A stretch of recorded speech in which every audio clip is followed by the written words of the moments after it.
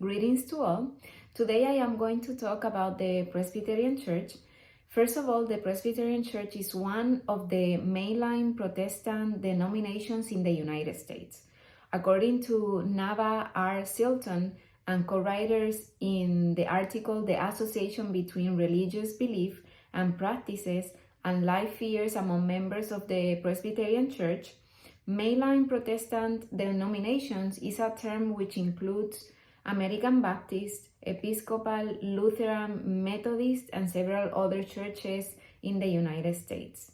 During the American Civil War, the Presbyterian Church split into two factions, the Old School and the New School.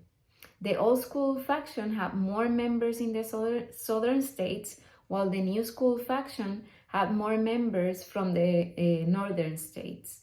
John Halsey Wood, in his article, The 1861 Spring Resolutions, Charles Hodge, The American Union and the Dissolution of the Old School Church, concludes that although the New School was primarily a northern church, the Old School had significant numbers in the South. In fact, the Old School had more than 1/3 of its strength in the South, including institutions such as Columbia Theological Seminary in South Carolina and Union Theological Seminary in Virginia. The divisions of these two factions occurred as a consequence of the two abolitionist positions during the Civil War era.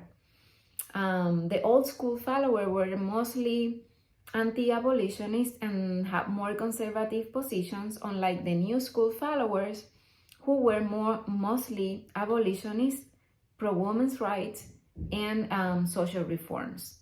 This division of the Presbyterian Church permeates even today, as it is divided between the Presbyterian Church of USA and the Presbyterian Church in America. Both believe that salvation is by the grace of God and not the result of human accomplishments. Baptism is one of the most important beliefs of the Presbyterian Church, as it symbolizes the commitment to God and the public proclamation of the Christian faith. Communion is another of the beliefs of the Presbyterian Church, which symbolizes the presence of Jesus to make his people stronger in the Christian faith. However, the Presbyterian Church USA and the Presbyterian Church in America have very different positions on today's political and social issues. It can be said that these positions stem from the division of the Presbyterian Church in the era of the American Civil War. For example, the Presbyterian Church USA has more liberal views, and so does the New School Presbyterian. The Presbyterian Church USA has expressed itself in favor of abortion whenever it is used as a last resort. It has also expressed the redefinition of marriage between two people.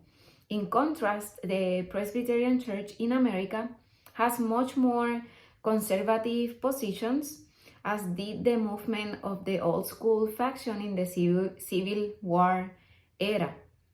The Presbyterian Church in America holds that abortion is the termination of the life of an individual who is being formed for a divine plan. Regarding marriage, the Presbyterian Church of America maintains that it should be between a man and a woman. As for worship practices, the Presbyterian Church of the Lord's Days, which are Sundays, generally includes music, Bible reading, and sermons based on the scriptures. In addition, time is reserved for sacraments such as communion, although communion is not practiced every Sunday. David Davis, in his article, A Call for a More Robust Word in Word and Sacrament, says that the balance of preaching and the sacraments in the Presbyterian Church USA came much closer to being fulfilled with the publication of a revised edition of the Book of Common Worship in 2018. The revisions contained in the 2018 edition are subtle, yet very significant in terms of suggested sacramental practices. Thank you.